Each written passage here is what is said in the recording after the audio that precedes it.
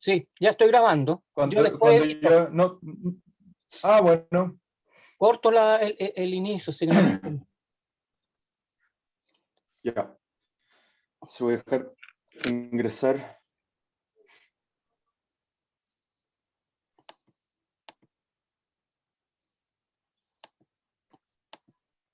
Hola, hola Inés. Hola Camila. Ya. Hola a todos y a todas. Hola, hola Santiago, Constanza, ya. Hola Amanda, Sofía. Hola a todos y a todas. Ya, vamos a empezar el tiro porque si no, como hoy es un poquito más acotado,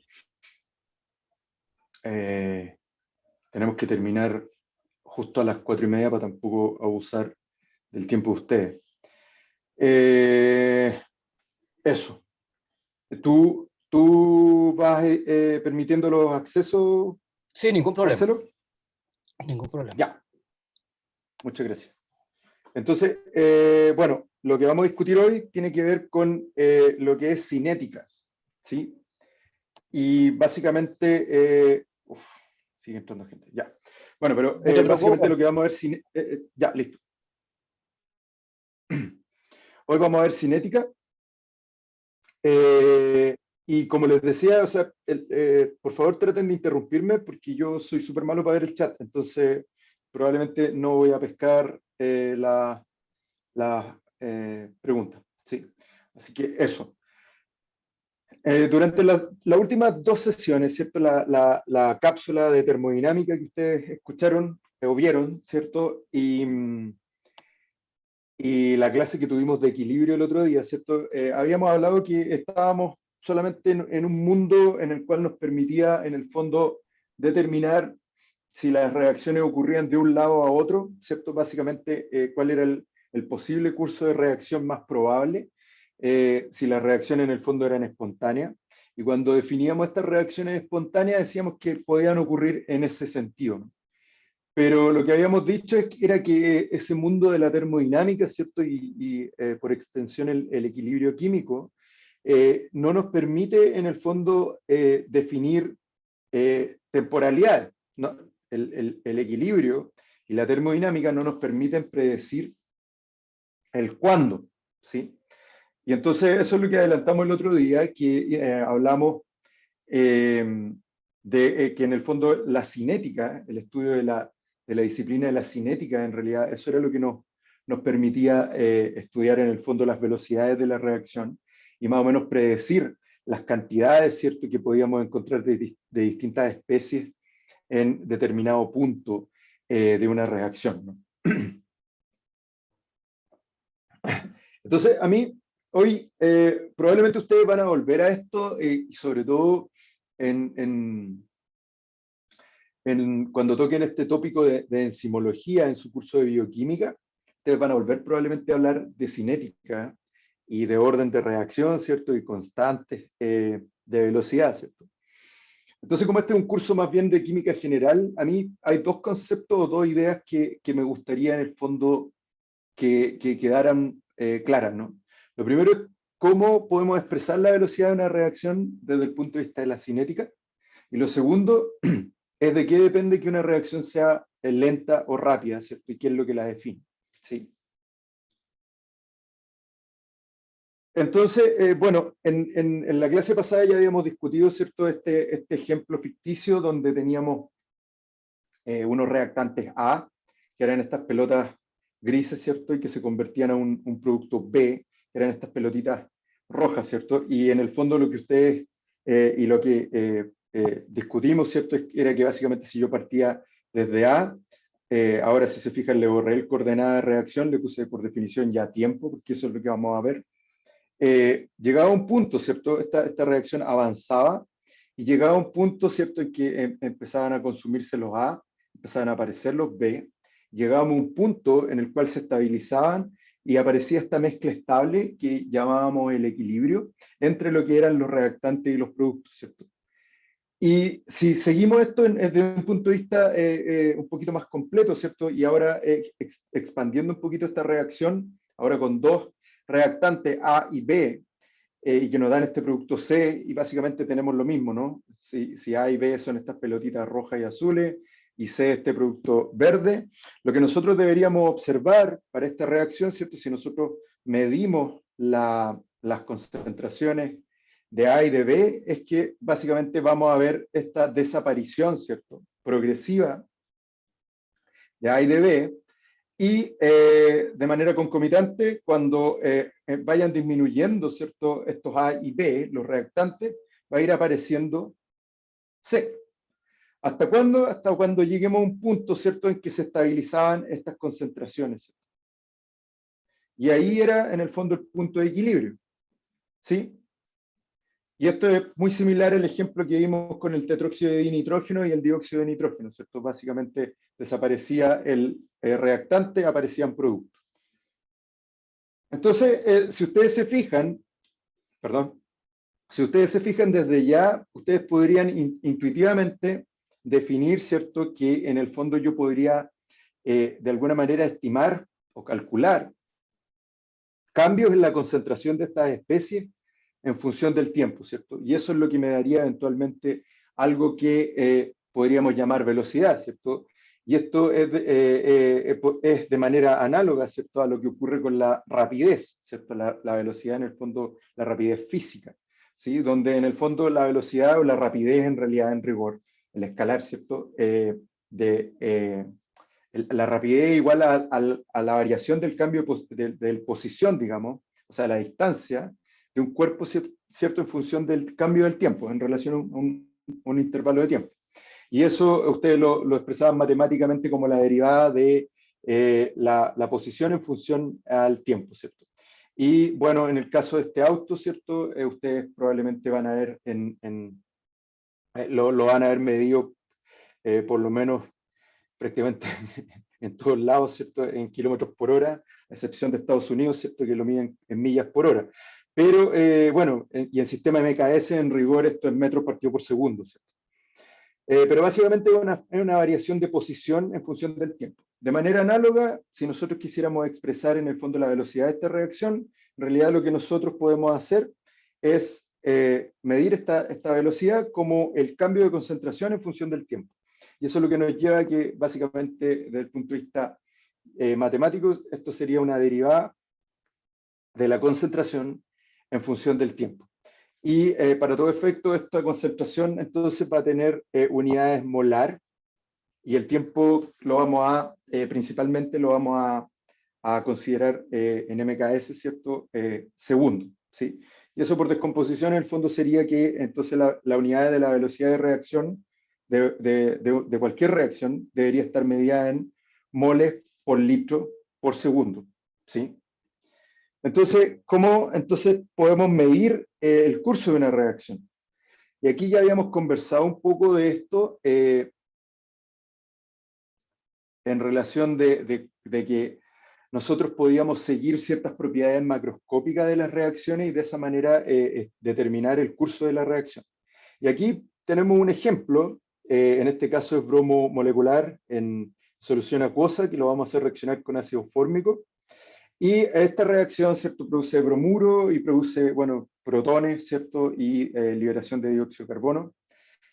Y la gracia que tiene esta reacción, por ejemplo, es que si tú partes a tiempo cero de esta reacción, lo que se ve es que por el color del bromo tiende a ser como un color como ámbar, ¿cierto?, como un café, ¿sí? Pero a medida que progresa la reacción, si ustedes se fijan, la reacción se hace translúcida. Entonces, básicamente lo que yo puedo hacer es, a través de la medición de la absorbancia, puedo medir en el fondo la absorción de la luz a determinada longitud de onda, y en este caso es aproximadamente 400 nanómetros en longitud de onda. Entonces, por ejemplo, si yo evalúo el primer tiempo, yo debería ver algo como una señal que está en este punto, ¿cierto? Y a medida que voy avanzando, si se fijan, va disminuyendo, ¿no? Ahora, obviamente, la absorbancia no es la única forma que tengo para seguir el curso de reacción. Si bien ustedes probablemente, si revisan la guía, van a encontrar el tema de la ecuación de Lambert-Beer, la ley de Lambert-Beer, y eso se aplica bastante, pero también hay otras maneras experimentales para determinar el progreso de una reacción, por ejemplo, los cambios de pH, ¿cierto? Tanto en acidez como basicidad, ¿cierto? Los cambios de conductancia, eso es súper común en reacciones, por ejemplo, redox. Cambios de quiralidad, como probablemente ustedes van a ver cuando estudien sustituciones nucleofílicas, por ejemplo, en general química orgánica. También pueden medir fluorescencia. Y para el caso de los gases es súper útil medir cambios de presiones, ¿cierto? Cambios de presiones parciales. ¿Sí? Entonces tú puedes medir, ahí van algunos ejemplos, probablemente hay otros más, ¿cierto? Y hay otros que pueden medir directamente la concentración con sensores especializados.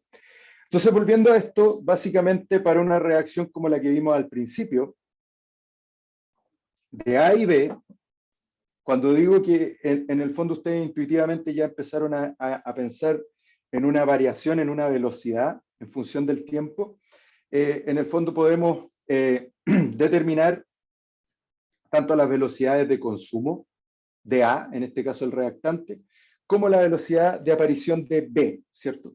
Y eso eran las derivadas que yo les estaba hablando. En el fondo yo podría estimar las pendientes de estas rectas tangentes en cualquier punto de la reacción, que en un principio, si se fijan, va a ser muy empinada, y a medida que progresa la reacción, tanto de aparición de producto como de consumo de reactante, ¿cierto? A medida que progresa la reacción, la velocidad va disminuyendo, ¿cierto?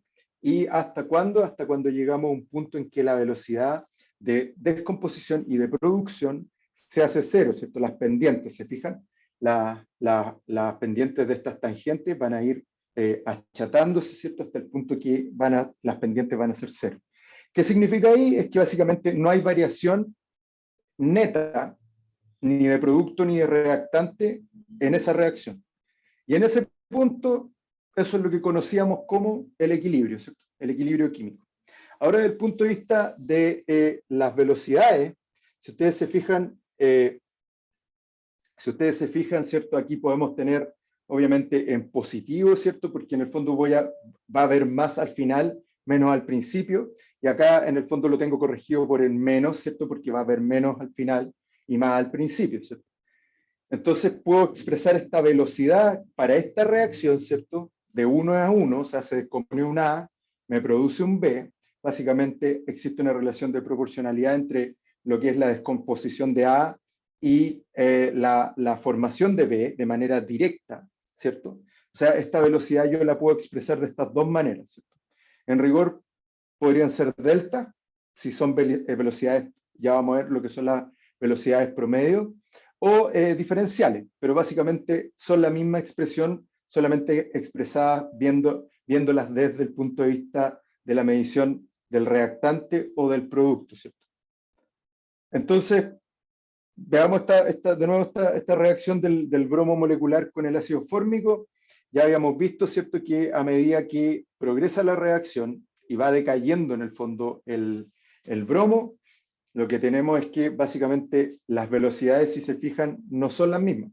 Lo que les decía, si ustedes ven las velocidades promedio, calculadas solamente como las restas brutas, ¿cierto?, de un punto entre, digamos, entre dos puntos de tiempo, ¿cierto?, y las concentraciones del bromo, de este reactante, ¿cierto?, ustedes se dan cuenta que las velocidades no son las mismas y va disminuyendo, va cayendo, ¿cierto?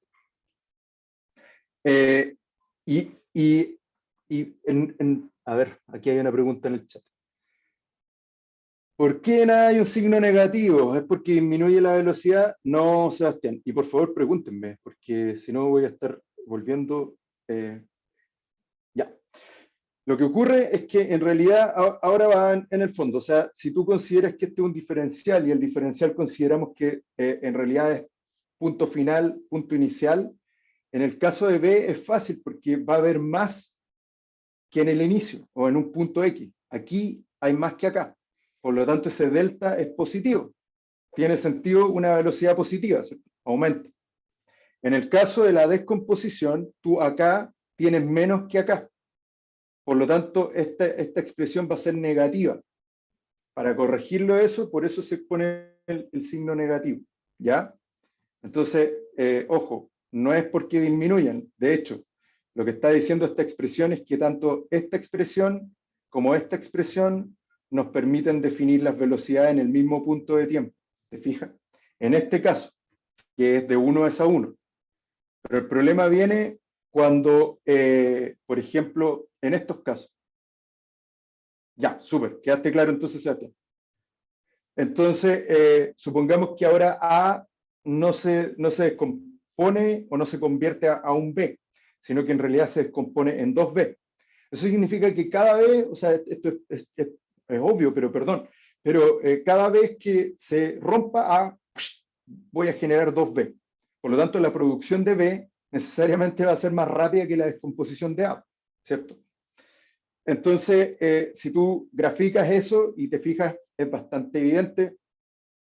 Partes con A, se empieza a descomponer, pero si te fijas, si tú miras las pendientes, ¿cierto? La pendiente de acá es mucho más plana, ¿cierto? Que esta, ¿cierto? Esta es mucho más parada, y de hecho, si se fijan a etapas iniciales, e incluso mucho más dramáticas, se fijan, la pendiente de producción es mucho más inclinada que la pendiente de consumo.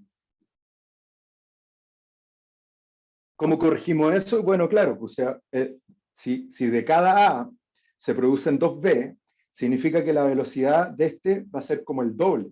Por lo tanto, para corregir eso tengo que dividir por o sea, en el fondo multiplicar por un medio como está acá. De nuevo, otra pregunta en el chat. ¿Y por qué la producción se vería más rápido? Elisa, pregúnteme, por favor, pregúnteme. Ya, entonces, lo que les decía, tenemos una A, por cada A se va a producir 2B. Por lo tanto, si acá varía en 1 el consumo, eso significa al tiro que se va a producir 2B en el mismo lapso de tiempo. Por lo tanto, te fijas, la velocidad de producción a priori debería ser mayor, ¿cierto? Que la descomposición de A. Cada vez que se descomponga una A, yo por cada A voy a tener al tiro 2B, ¿sí? Ya. Esa fue la última pregunta que respondí por el chat. Ya, entonces, para corregir eso, como les decía, en el fondo, como la velocidad de producción de B va a ser el doble de A, lo que hago es corregir en el fondo por un medio, y en rigor, entonces, esta misma reacción, decíamos que yo la podría expresar como menos la derivada de A en función del tiempo, o que debería ser lo mismo, ¿cierto? Un medio, la derivada de B en función del tiempo, ¿sí? Entonces, para cualquier reacción, básicamente el mensaje o el corolario, para cualquier reacción de este tipo, de A más B, que nos da C y D, y siendo A, B, C, D minúscula los coeficientes estequiométricos, básicamente nosotros podemos estudiar las velocidades o definirlas, ¿cierto? Elisa, dígame. Perdón, ¿el delta es lo mismo que la variación? El delta, Como... sí, pues, claro, o sea, pero perdón, la derivada, la D que está no, ahí. claro, aquí yo no voy a entrar en mayores detalles y de hecho en un par de pasos más voy a meterles una integral entre medio. Entonces, esta no es una clase de matemática ni de cálculo integral, pero lo que necesito que recuerden es del colegio, ¿cierto? Que básicamente los deltas se refieren a variaciones infinitesimales, ¿cierto? Por eso uno puede calcular, en el fondo corresponden a las pendientes. Son variaciones infinitesimales, en el fondo en relación de I en función a un X, ¿cierto? En este caso, concentración versus tiempo, ¿cierto? Los deltas se definen como variaciones más brutas, digamos, por decirlo así. Yo tomo 2 puntos en el espacio, pero no son variaciones infinitesimales, ¿sí? Por eso va a ser al final más relevante, como vamos a ver ahora, cuando nosotros calculemos los diferenciales, ¿sí? Ya. ¿Sí? Gracias. ¿Sí? ¿Estamos bien? Sí, gracias. Ya, súper.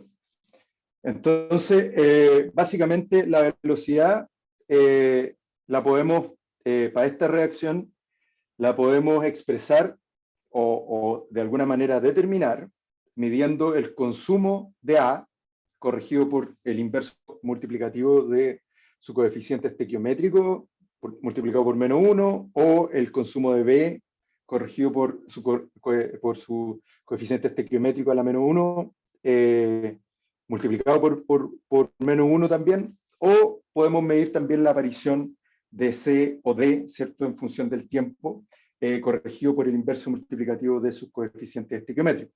Cualquiera de esas expresiones para una ecuación química correctamente balanceada es equivalente. O sea, la velocidad la podemos expresar de estas distintas maneras. En general, por convención y porque es más fácil, ¿cierto? Lo que uno hace es centrarse en lo que es el reactivo, ¿cierto?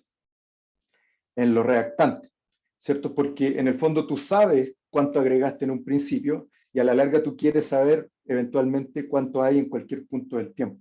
Entonces, generalmente lo que se va a hacer es usar esta expresión, ¿cierto?, más allá de la aparición de productos. Pero también depende de la comodidad de en realidad qué es lo que va a estar midiendo, qué es lo que es más simple de medir, ¿sí? Entonces, recién decíamos que para este caso del bromo molecular con el ácido fórmico, ¿cierto?, lo que ocurría era algo como esto, ¿cierto? Y aparte de darnos cuenta que a medida que progresa la reacción va disminuyendo la velocidad, lo que podemos darnos cuenta de inmediato, ustedes probablemente ya lo notaron o lo saben, a medida que va disminuyendo también la concentración del bromo, es proporcional, ¿cierto?, al hecho de que va disminuyendo también la velocidad de la reacción, ¿cierto? Y eso, en el fondo, de alguna manera nosotros podríamos tratar de explicarlo en una expresión, digamos, de alguna manera constante para cada reacción, ¿cierto? Entonces, supongamos que tenemos la reacción que les mencionaba anteriormente. Todas estas son, básicamente, seguimos la reacción estudiando el consumo de bromo molecular en función del tiempo. Y si ustedes se dan cuenta, a medida que va decayendo la concentración de bromo, también va decayendo la velocidad. Entonces, si queremos llegar a una expresión más o menos constante que nos explique la velocidad en función de la concentración de este reactante, ¿cierto?, que es lo que vamos a llamar ley de velocidad, lo que nosotros podríamos hacer es simplemente, a partir de esta conclusión que habíamos comentado recién, de que básicamente la velocidad es directamente proporcional a la concentración de bromo, de manera de llegar a la igualdad, podríamos llegar a una constante, ¿cierto?, que en este caso es K minúscula, ¿cierto? No confundir con K mayúscula, que es, acuérdense que es la constante de equilibrio, esta es la constante de velocidad, ¿cierto? O sea, básicamente la velocidad de la reacción va a ser igual por una constante de velocidad por la concentración de uno de los reactantes. Y veamos si podemos llegar a algo constante, en este caso, para que se llame constante de velocidad, ¿no? En este caso, si ustedes se dan cuenta, dividiendo cada una de las velocidades en función de la concentración del bromo en ese punto, llegamos a un valor, ¿cierto?, crítico que corresponde en este caso a 3.5 por 10 a la menos 3, segundo a la menos 1, ¿cierto? Recuerden ustedes que las unidades de la velocidad es molar partido por segundo, ¿cierto? Por lo tanto, si esto es molar, esta constante de velocidad debería tener unidades de segundo, de tiempo a la menos 1. Eso es lo que vamos a conocer como ley de velocidad, y básicamente, por definición, es una ecuación, una expresión empírica. Es empírica porque se tiene que estimar en función, o sea, de manera experimental, ¿sí? Y que básicamente lo que hace es describir, en el fondo, la relación entre la velocidad de la reacción y las concentraciones de los reactantes, ¿ya? Entonces, para cualquier reacción como la que está escrita acá, ¿cierto?, y como la que vimos anteriormente, uno debería poder expresar la velocidad de esta reacción como la constante de velocidad por la concentración de A elevado a X y por la concentración de B elevado a Y, ¿cierto? Donde dijimos que K es la constante de velocidad. Si se dan cuenta,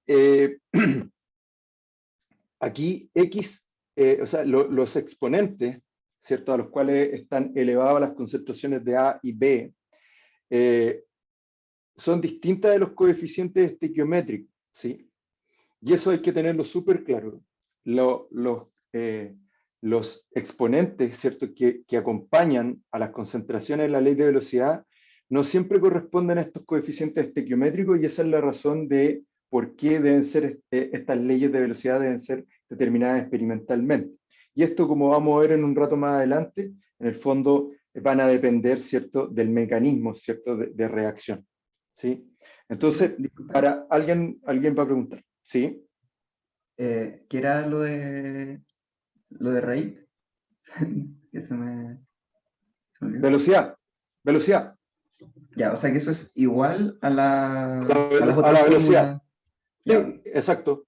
Es igual a velocidad. Perfecto. Gracias. Buena pregunta. Sí, esto solamente porque me robé esto de una versión en inglés del chat. Por eso, pero es básicamente velocidad. ¿Sí? Entonces, bueno, esto es exponente a X y a Y, los vamos a llamar órdenes, ¿ya? Entonces, cuando a ustedes se les pida calcular el orden de reacción respecto, por ejemplo, a A, ustedes deberían dar el valor de X. Cuando se le pida, por ejemplo, el orden con respecto a B, ¿cierto? Es el orden Y.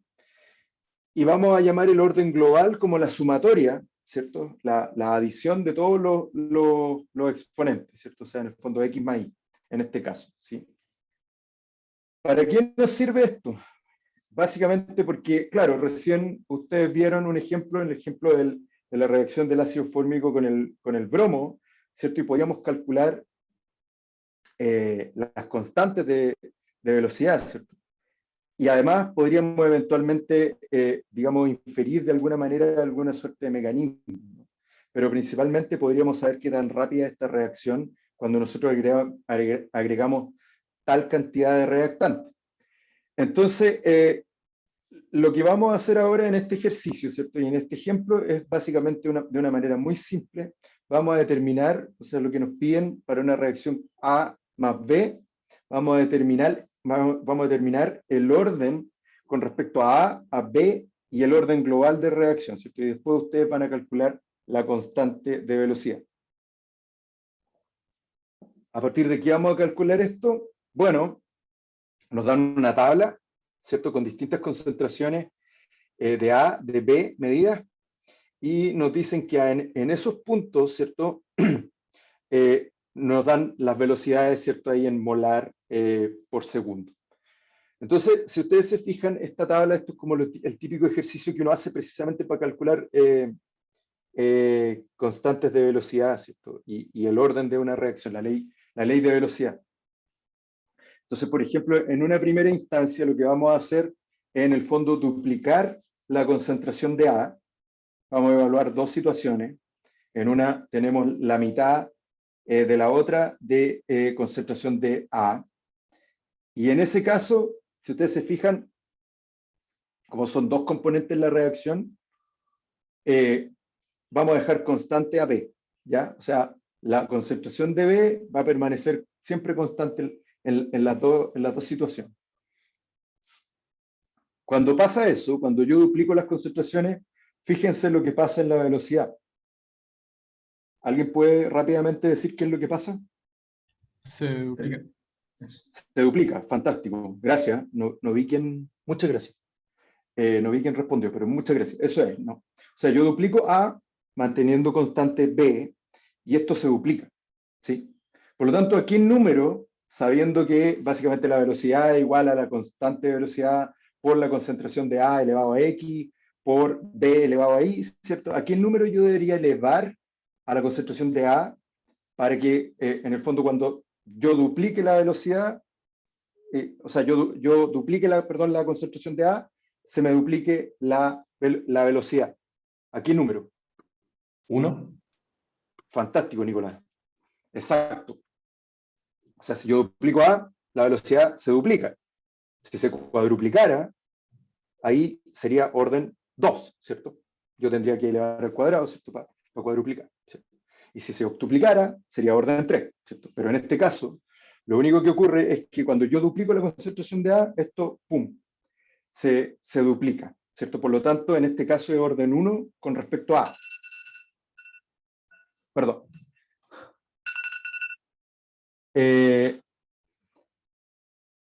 pasa con B? Si yo ahora dejo constante A, ¿cierto? Lo dejé en 1.5 molar, y ahora casi, o jugué por lo menos, casi dupliqué a B. Fíjense lo que pasa con la velocidad de reacción. No cambia, ¿cierto? Entonces, si básicamente la concentración de B, o la velocidad de reacción en el fondo es independiente de la concentración de B, podemos decir de inmediato que en realidad esto no participa no es relevante, ¿cierto?, para definir la ley de velocidad, ¿cierto? Por lo tanto, en este caso, ¿a qué número yo debería elevar a B para que en el fondo sea 1? En el fondo que en el fondo no altere el efecto que tenga la concentración de A, ¿cierto? En este caso, 0, ¿cierto? Es de orden 0 con respecto a B. Eso significa que en el fondo cualquier concentración de B no va a alterar, no va a perturbar la velocidad de la reacción. Pero si alteramos la concentración de A, en este caso, obviamente se va a alterar elevado, ¿cierto?, a 1, ¿sí? Entonces, al escribir, digamos, la ley de velocidad para esta reacción, de acuerdo a lo que estimamos recién, vamos a decir que en el fondo esta reacción tiene orden 1 con respecto a A, orden 0 con respecto a B, por ende, obviamente B elevado a 0 es lo que da 1, por ende, el orden global de esta reacción es 1, ¿cierto? Y la ley de velocidad para esta reacción queda definida como una constante de velocidad por la concentración de A. O sea, solamente va a ser sensible, la velocidad de esta reacción va a ser sensible solamente a alteraciones en la concentración de A. Profe, ¿Sí? Sebastián, dígame. sí, ¿y existe alguna relación entre esto y el tema del reactivo delimitante y excedente? Porque me recuerda como mucho eso. Sí, pues de hecho, en muchos aspectos esto es precisamente lo que ocurre. En realidad, en este caso, el limitante no es B, ¿cierto? Es A, ¿sí? Claro. Pero, claro, pero sí, pues, y precisamente así es como justamente se regulan, de hecho eso es bien interesante y lo van a volver a ver en bioquímica, precisamente cómo se regulan algunas reacciones, ¿no? Porque hay uno que está en exceso y en realidad las enzimas, por ejemplo, funcionan en orden, básicamente en la reacción funciona en orden 0 frente a ciertos sustratos, pero cuando tú alteras, ¿cierto?, otro de los sustratos, por ejemplo, por una reacción, sí se potencia, ¿cierto?, la actividad, ¿cierto? Así que sí, tiene que ver con eso, precisamente. Ya, Bueno, a gracias. partir de esto, sí, de nada, a partir de esto ustedes pueden calcular ahora la constante de velocidad. Si tienen la velocidad en cualquier punto y saben la concentración en ese punto, en realidad ustedes pueden, por un simple despeje, ¿cierto?, una simple división, pueden ahora determinar la constante de velocidad de esta reacción. Así que eso es, se los dejo de tarea, ¿cierto? Profe, ¿Quién? para ver ¿Sí, si José? lo entendí. Sí, Entonces, sí, K claro. sería la proporción de cambio de la velocidad. Claro, la constante de proporcionalidad, para decirlo bien. ¿Eso? Ya, claro, sí. Sí, eso es. Ya, Claro. gracias. Y claro, y necesariamente lo que tú ya te das cuenta, independiente del orden de reacción, eso, o sea, como es en el fondo independiente del orden de reacción, mientras más grande la K, va a ser más rápida la reacción, ¿cierto? Claro.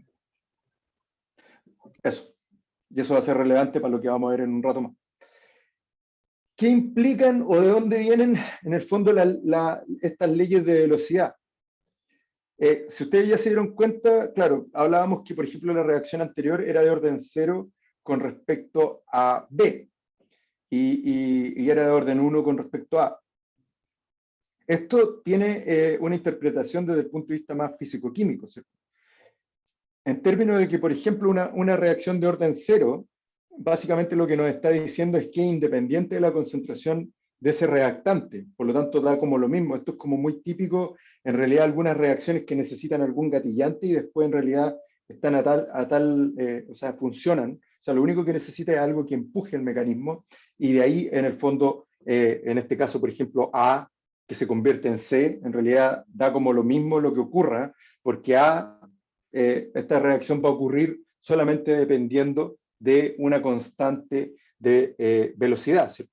Entonces, cualquier variación en el consumo de A, en realidad, no depende de la concentración de A, o sea, básicamente la velocidad de consumo no va a depender de la concentración de A, es constante, básicamente, ¿sí? Por otro lado, tenemos las de primer orden, que es como las que vimos recién. O sea, en el fondo, aquí sí hay una dependencia, en el fondo, de la concentración de este componente, de este reactante, para determinar esta velocidad, ¿cierto? Y después tenemos las de segundo o las de tercer orden, que en realidad, desde el punto de vista de la biología, vamos a llegar prácticamente hasta las de segundo orden. Esas son como las más relevantes, ¿sí? Pero básicamente lo que hay que entender acá es que en este caso, por ejemplo, si tenemos dos reactantes, un reactante A y un reactante B, en el fondo el hecho de tener una reacción de orden 2 necesariamente implica que tenemos una reacción de tipo bimolecular, o sea, para que ocurra esta reacción y se convierta en C, en el fondo estas dos partículas tienen que colisionar y más encima tienen que formar enlace o tienen que o romperse algo, lo que sea, ¿cierto?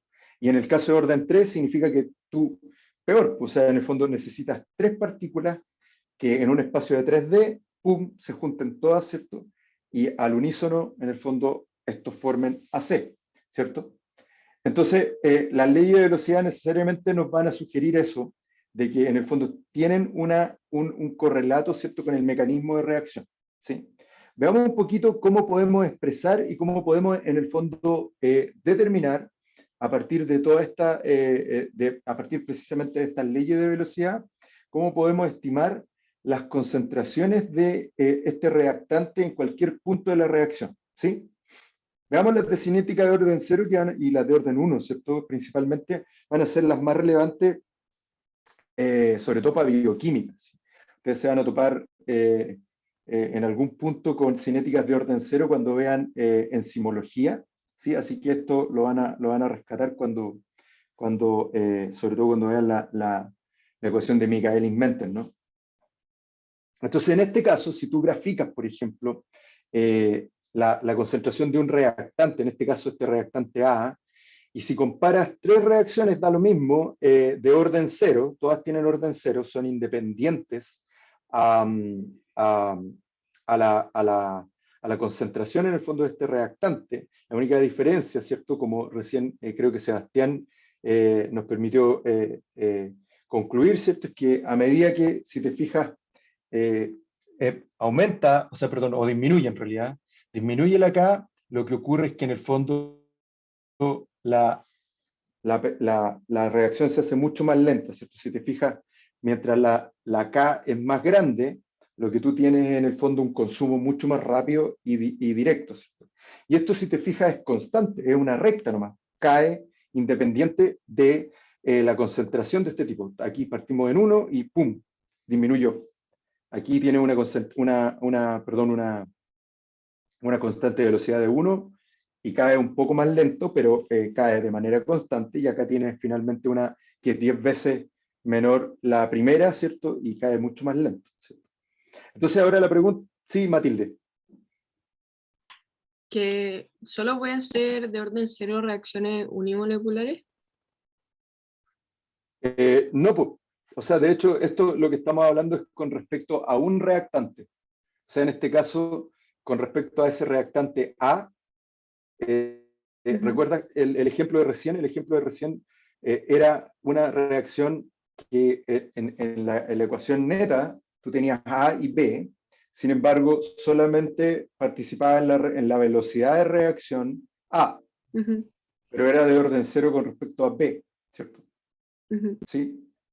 Entonces, o sea, pueden ser, las reacciones pueden tener más de un componente, pero por lo menos este componente que estamos estudiando es de orden 0, ¿te fijas? Ya. Entonces, aquí es donde lo que les decía, cómo podemos en el fondo estimar la concentración de A, si la variación de A en este caso es de orden 0, ¿cierto? O sea, básicamente un A que se convierte en producto, supongamos, ¿sí? Y aquí es lo que les decía, ¿cierto? Vamos a usar un poquito el cálculo integral. Yo no voy a entrar en mayores detalles porque sé que ustedes tienen un curso de matemática y de cálculo, ¿cierto? Así que si no lo recuerdo, yo en realidad se los muestro porque me interesa que sepan de dónde viene, por si alguna vez se olvidan de la famosa ecuación. Pero si se aprenden esta ecuación, con eso van a estar bien, ¿sí? Pero básicamente lo que hay que entender es que, recuerden ustedes que la velocidad, en el fondo yo la podía definir como el consumo de A en función del tiempo, o de A de T, ¿cierto? Menos de A de T. Y eso, por ley de velocidad, yo decía que esto era igual a una constante de velocidad por A elevado a 0, pues es de orden 0, por lo tanto es 1. O sea, era una constante. Hago algo incorrecto o no tan correcto, ¿cierto? De pasar el delta t, el dt, perdón, acá, ¿cierto? Y lo que voy a hacer es integrar. Y voy a poner dos cotas. Voy a medir en un tiempo 0 o en un tiempo inicial, como ustedes quieran, hasta un tiempo t. Y lo que quiero saber en realidad cuánto de ese a es lo que hay, ¿sí? Entonces también en esa misma cota, eso es lo que voy a estimar acá. Voy a integrar de a en función de en relación a este tiempo 0, entre este tiempo 0 y este tiempo t, ¿sí? Entonces, básicamente, cuando ustedes hagan esta integral, en el fondo la integral de dA es a, ¿sí? Y en el fondo la integral de dt es t. Entonces, como el tiempo, aquí cuando yo reemplazo, ¿cierto?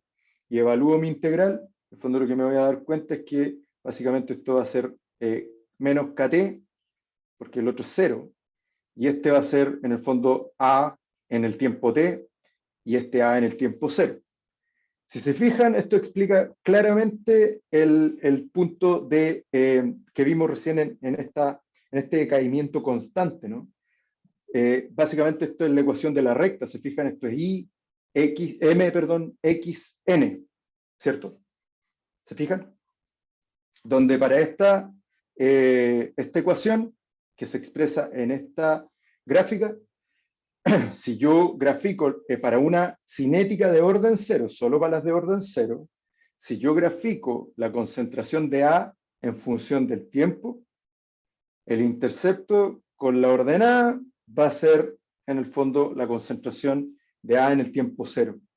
Y la pendiente va a ser igual a menos K. Por lo tanto, aquí yo tengo un montón de información. O sea, yo sabiendo esto, y si sé que el mecanismo de esta reacción me lleva a que es de orden 0 frente a este reactante, yo puedo calcular a partir de esta gráfica la concentración de A en cualquier punto del tiempo, sabiendo en el fondo la pendiente, o viceversa, ¿cierto? Sabiendo las concentraciones iniciales, sabiendo la concentración en cualquier punto, yo también puedo calcular la constante de velocidad. ¿Qué pasa con la cinética de primer orden? Decíamos que en este caso la velocidad, ¿cierto?, va a ser igual a K, o sea, la descomposición, aquí ustedes si quieren poner el menos acá, ¿cierto?, porque está puesto al otro lado. Va a ser dependiente, ¿cierto?, de la concentración de A. Y aquí, claro, o sea, si se fijan, lo que ocurre en el fondo para las cinéticas de primer orden, lo que hay es un decaimiento de tipo exponencial, ¿se fijan? Donde, de nuevo, pues, a medida que más grande es la K, la constante de velocidad, al principio mayor es la caída, ¿cierto? Y después, a medida que yo voy disminuyendo, achicando la K, si yo comparo reacciones de primer orden con las mismas concentraciones, obviamente, partiendo con las mismas concentraciones, ¿cierto? Lo que me voy a dar cuenta es que esto se hace cada vez más lento, ¿cierto? Las pendientes, si te fijas, son mucho más suaves, digamos. Recordemos entonces que la velocidad en este caso seguía esta expresión. Entonces lo que puedo hacer de nuevo es integrar en función de tiempo 0 a un tiempo t. Entonces busco en el fondo despejo, ¿cierto? Y busco en el fondo en el fondo cómo se va a expresar este diferencial, en el fondo cuál es la concentración de A entre estas cotas, ¿no? ¿Sí? Y bueno, lo que aquí reordenando, al final lo que me da es que básicamente tengo que determinar la integral de dA a A, o sea, de X a X, que si ustedes se acuerdan, eso es igual a la función logaritmo natural, ¿cierto? Y aquí de nuevo, pues, la integral de dt es t, ¿cierto? Entonces lo que tengo acá, en el fondo llego a esto y en el fondo cuando yo reordeno esto por matemática simple, ¿cierto? En el fondo lo que tengo es que básicamente el logaritmo natural ahora de A en función en cualquier tiempo va a ser igual a menos la constante de velocidad por ese tiempo que yo quiero medir, ¿cierto? Más el logaritmo natural de A en el tiempo cero, ¿cierto? Entonces, decíamos recién que si yo grafico para una reacción que tiene cinética de primer orden, Elisa. Es una pregunta de la diapositiva anterior. Puede ser que no tenga sentido, pero la concentración como que sale al principio de A no es la misma que la que acompaña a la K. O sea, no es que en donde sale como menos D, A y después abajo la A, no es que se puedan simplificar esas A, ¿verdad? ¿Esto? Sí. ¿Esto? No, porque esto es el diferencial de A sobre A. No, pero ¿Recuerda? arriba o sea, arriba de la integral. Ahí Acá. no se pueden. No, ¿Sí? no, porque esto, no, esto no se puede porque en el fondo esa es la diferencia infinitesimal, ¿cierto? Es una diferencia infinitesimal en función de A. Entonces no es que, porque, o sea, recuerda que en el fondo el D es un diferencial. Entonces, aunque pudiera, no tiene ningún sentido, digamos, dejar solamente D, ¿no? Ah, ya, ok. Sí, Ya. sí, sí, sugiero que hay que repasen un poquito el tema de sus cálculos, del cálculo. Probablemente Que ustedes todavía igual no lo lo vieron. pasamos Sí, esto. nunca lo hemos visto. Ya, Ah, no sé de los demás. Viene después de como en una semana más. oh, Dios. Pero, profe, ¿no puede ser como una mini intro de integrales para No, entender? o sea, sí, o sea, créeme, lo haría y yo lo puedo hacer, lo podemos, si quieren hacer encantado, en una sesión extraordinaria, lo podemos hacer, pero necesito pizarra. Ese es el tema. O sea, la verdad, lo que no tengo ninguna diapo y no tengo ninguna pizarra de momento como para poder contarles, como en general esto se ve en el colegio, pero por ahora lo que me interesa en el fondo es que sepan, probablemente algunos de ustedes sí lo saben, los que tomaron, sobre todo, yo ya no sé cómo funciona esto, pero los electivos matemáticos, básicamente lo que estoy diciendo es que estoy buscando las integrales bajo la curva, ¿cierto? Pero lo importante acá es que busquen el concepto de pendiente, ¿sí? Y básicamente la pendiente lo que hay que entender es que básicamente lo que nos representa precisamente esta variación infinitesimal de ¿cómo se llama? De la variación de y en función de x, de cualquier digamos, función. Entonces, aquí viene un poquito más complejo porque en realidad para llegar a eso tengo que ver lo que es una derivada y más allá tengo que ir a ver lo que es un límite, ¿sí? Entonces, por ahora, en realidad esto se los muestro, puedo ir un poco más rápido incluso. Lo que necesito es que sepan cómo llegamos en el fondo a las ecuaciones que pueden definirme en el fondo desde cualquier concentración, sabiendo las concentraciones iniciales, yo puedo determinar en el fondo la K, o viceversa, sabiendo las K, en el fondo, saber las concentraciones en cualquier punto de la reacción. Entonces, pero si quieren, organizamos una sesión y yo encantado cuando estén en el laboratorio, si quieren el Marcelo, la próxima semana y nos juntamos y yo rayo, ahí tengo una pizarra lo suficientemente chuta. Claro, ya bueno. Me quedé en el coeficiente Van Hoff. Diablo. Sí. Sí, Darickson, sí, yo lo veía en el colegio, pero yo salí hace mucho tiempo, salí el año 97, entonces sí lo veíamos en el colegio. Claro, pero bueno, y hasta hace poco lo veían en realidad, porque esta clase tampoco ha cambiado tanto. Pero bueno, como les digo, les puedo hacer una pincelada si ustedes quieren, a los que quieran en realidad. Lo que a mí me preocupa es, claro, José, mira, José dio una descripción muy simple y súper acabada de lo que es una derivada. Una diferencia muy pequeña, por eso es una diferencia infinitesimal, ¿cierto? Y en el fondo, claro, ahí él lo dice. Y él la suma bajo la curva, en el fondo la integra. Eso es lo que andamos buscando. Entonces, bueno, pero para resumir este cuento, hay en el fondo, si nosotros graficábamos para una cinética de orden 1, de primer orden, con respecto a A, ¿cierto? Nosotros lo que íbamos a obtener en función del tiempo, nosotros lo que íbamos a obtener era esta curva, digamos, exponencial, ¿no?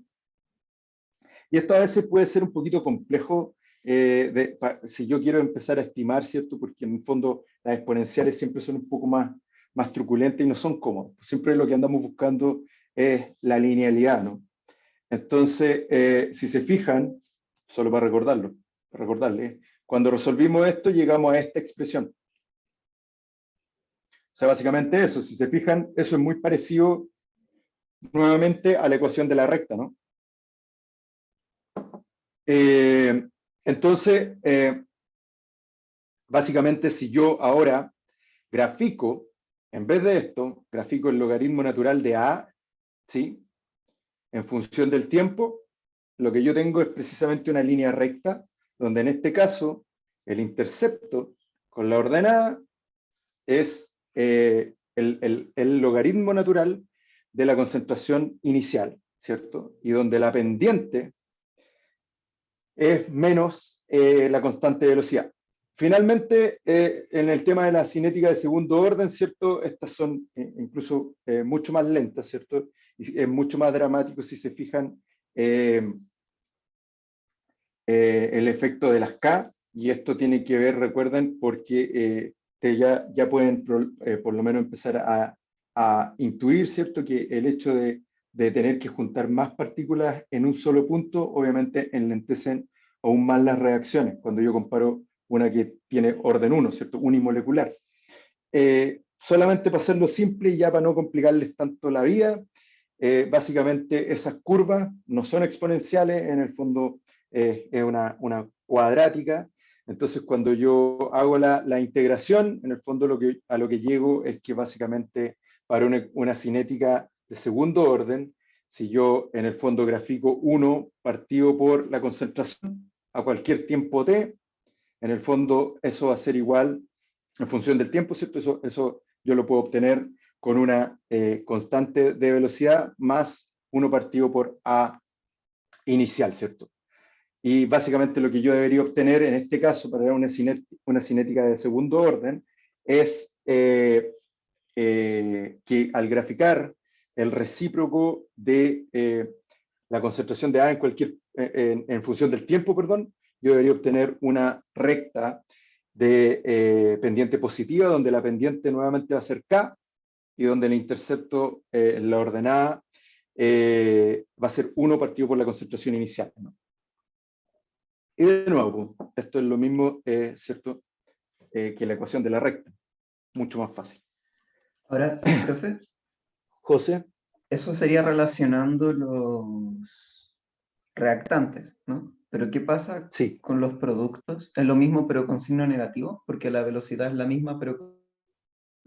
Claro, eso, sí, pero eso va a depender, ya lo vamos a ver, eso va a depender, eso va a depender en el fondo de la molecularidad y del mecanismo en sí, ¿sí? Ya vamos a llegar a eso porque en realidad tienes que pensar que en realidad siempre es más fácil estimar en el fondo el reactante, porque tú sabes con cuánto agregaste al principio, ¿no?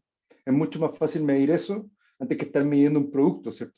O sea, tú lo puedes medir igual, ¿sí? Pero en rigor, si tú sabes cuánto agregaste del reactante, súper, no hay problema, pero tú podrías igual medir en el fondo la aparición de producto. Y eso debería ser, si tú lo haces corregido por el recíproco en el fondo de los coeficientes estequiométricos, debería ser equivalente, ¿te fijas? Depende de la comodidad de qué es lo que es más fácil medir. O sea, ponte lo que hablábamos recién en el caso del bromo molecular, es súper fácil medir mediante absorbancia la desaparición, en el fondo, entre comillas, del color, ¿sí? Entonces, si es mucho más fácil medir eso, versus, por ejemplo, medir conductancia, porque ahí hay otras complicaciones, ¿cierto? O quiralidad, por ejemplo, ahí en realidad eso depende en realidad de la reacción. Por convención en general lo que se hace es estudiar los reactantes. Y por lo que te digo, y si te fijas también cuando lleguen ustedes a enzimología, de hecho lo más simple es pensar en sustrato, porque tú sabes cuánto le echas, tú no sabes cuánto produce, ¿sí? Claro, pero al final las relaciones entre inicial y en un tiempo determinado son muy similares tanto de reactantes como de productos. Claro, pero va a depender ahí sí va a depender en realidad de la estequiometría, porque lo que decíamos, pues si yo a partir de una A produzco 2B, ¿te fijas? Ya, claro. Obviamente la producción de B, o sea, por eso es importante, eso es lo que te digo, por eso es importante corregirlo por los coeficientes estequiométricos, claro. Pero en rigor, con esa corrección, en el fondo tú deberías llegar a la misma expresión de velocidad. Por eso te digo, va a depender qué es más fácil medir, en el fondo. Pero todas estas expresiones en general están estimadas porque es mucho más simple saber en el fondo cuánto de reactante tú partiste que andar estimando el producto, ¿cierto? Ya, ok. Gracias. Eso. Súper. Ya. Bueno, recién a raíz de esto mismo, de lo que yo ya le adelantaba un poquito y probablemente ustedes ya se dieron cuenta, si ustedes son inteligentes. Entonces, al final, lo que uno se puede empezar a dar cuenta, ¿cierto? Cuando uno compara las curvas solamente pensando en reacciones, una reacción, por ejemplo, de orden 0, otra de orden 1 y otra de orden 2, ¿cierto? Y supongamos que vamos a comparar estas tres reacciones, nos vamos a olvidar de la constante de velocidad, o sea, vamos a asumir que las tres tienen una constante de 1, ¿cierto? Entonces, si yo grafico esto, ustedes se dan cuenta de inmediato cuál tiende a ser mucho más rápida, ¿cierto? Las de orden 0, en este caso, lo que estamos midiendo, ojo, es la cantidad de reactantes, tiene un decaimiento constante y rápido, ¿cierto? El otro un poquito más lento, y a medida que aumenta el orden, tienden a ser mucho más lentas, ¿se fijan? Hay un decaimiento mucho más pausado, ¿cierto? Ahora, yo puedo comparar eso y aquí es donde viene el concepto de Esteban. Quiero saber si me escucha bien, porque creo que estoy teniendo problemas con el audio, ¿sí? Sí, por lo menos te escucho, hasta aquí Ya, te escucho. tengo un par de dudas. Como es una velocidad de reacción, no se trabaja con valores negativos, ¿cierto? Claro, eso es lo que dije, eso es lo que decía un rato, por eso se corrige, por ejemplo, por eso en la expresión, si tú mides consumo de reactante, es menos de A a la constante A, ¿te fijas? Por eso está corregido, porque en el fondo, si yo en los reactantes, en los reactantes. ¿Pero con reacciones bilaterales de lo mismo? O sea, que los reactantes se conviertan en productos y los productos en reactantes. Sí, pero es que eso ya vamos a ver en el fondo, esa es una relación, ya en un rato más vamos a ver eso precisamente, ¿sí? La reconversión, porque en el fondo estamos, ahora tú tienes razón, es una buena pregunta, estamos considerando solamente en un solo camino, digamos, de este reactante a este producto, pero como decíamos, claro, si yo desplazo el equilibrio, eventualmente esto se va a volver hacia el otro lado. Y claro, pero ahí lo que hay que ver en realidad es de dónde se consume, de nuevo. Entonces, ahí es donde viene la determinación de la expresión de las velocidades. Lo más simple es pensar de un modo tal de que tú pones reactantes, productos, y si yo mido independiente si es para este lado o para el otro, en el fondo, cuando yo mido consumo de reactante, yo tengo que corregir por un menos, porque en el fondo, si tomo este tiempo t, y lo comparo con el tiempo 0, va a haber menos. Por lo tanto, este valor es menos que si aquí hay 1, menos 2 me va a dar menos 1, ¿cierto? Y una variación de concentración negativa no tiene mucho sentido, ¿no? Ajá. Lo segundo que quería preguntar es qué tan universal en el tiempo o qué tan efímeras son las constantes de velocidad. O sea, si en distintos organismos serían la misma para la misma reacción o en distintos ecosistemas, qué tan específicas son.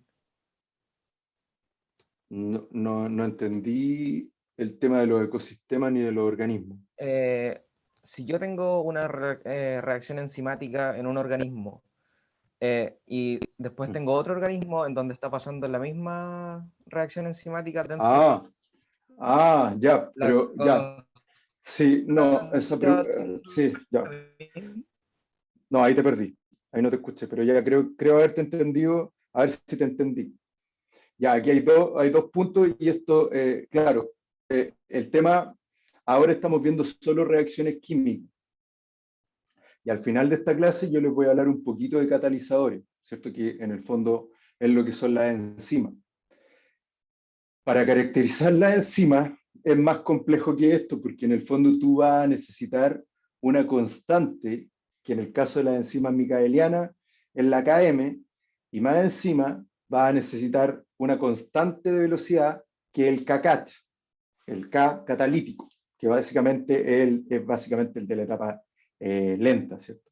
Entonces, esa relación precisamente lo que corrige es básicamente la velocidad de catálisis en función de la afinidad. Porque una cosa es que se una el sustrato a la enzima y otra cosa es que se procese, por decirlo así. Eso lo van a ver en bioquímica y si no, ustedes tienen acá el profesor Antonelli que es experto en enzimas, así que él probablemente les puede contar sobre eso. Con respecto a lo que tú preguntas, o sea, como ahora aquí estamos asumiendo que son básicamente reacciones químicas que están ocurriendo digamos, en el tubo de ensayo. Si tú controlas, por ejemplo, temperatura, lo que vamos a ver acá es, por ejemplo, que las constantes de velocidad claramente son dependientes y tienen una relación que de hecho Svante Arrhenius describió en función de la temperatura. ¿Ya? Entonces, no tiene mucho que ver por ahora con el tema de lo de las enzimas. Pero para complementar tu pregunta, por tratar de responderte tu pregunta, llamemos esta eficiencia catalítica, entre comillas, eficiencia catalítica de las enzimas, obviamente tiende a variar dependiendo de la conservación de las enzimas, ¿ya? Hay enzimas, y eso tiene que ver obviamente en términos evolutivos, si es que hay alteraciones, por ejemplo, estructurales que en el fondo permitan mayor regulación, por ejemplo, hay aparición de modificaciones construccionales, que en el fondo, por ejemplo, el caso de las enzimas que se regulan por fosforilación. Entonces eso de alguna manera puede acelerar, digamos, la actividad, puede potenciar la actividad de una enzima, ¿cierto? Pero básicamente eso va a depender de la estructura y eventualmente, obviamente, puede depender de la estructura primaria, ¿cierto? Y obviamente, si te vas para atrás, del gen, ¿sí? Pero en este contexto, las constantes de lo que vamos a hablar son una característica intrínseca de una reacción dependiente de la temperatura, que ya vamos a llegar a eso, ¿sí? Ok, y si sacamos las enzimas de la ecuación y tengo, digamos, dos tubos de ensayo, la misma concentración de reactantes, la misma temperatura, la constante de velocidad debería ser la misma en ambos tubos de ensayo.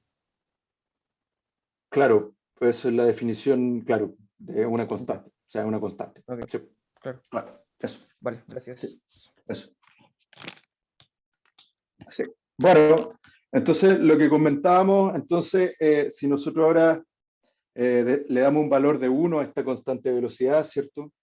Y en el fondo comparamos esto, si tú te fijas, esto lo podemos hacer de una manera más fácil, estimando lo que es el tiempo de vida media, y probablemente esto ustedes se acuerdan, eso sí, de cuando veían en el colegio probablemente reacciones de radioactividad, ¿cierto?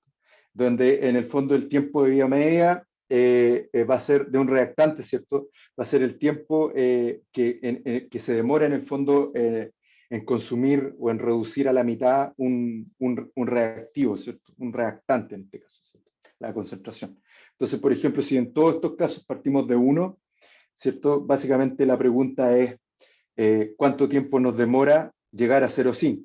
Y en este caso ustedes tienen que una de orden 0 demora menos de un segundo, ¿cierto? En la otra se aproxima más al segundo y en la otra se pasa del segundo, ¿cierto?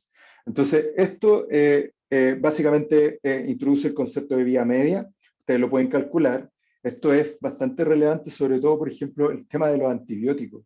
Hay unos ejercicios bien interesantes, de hecho, en el Tinoco, de fisicoquímica de macromoléculas, donde en el fondo te permiten calcular la tasa de desintegración de, por ejemplo, una cosa bien antigua, pero igual todavía se usa, la penicilina, ¿sí?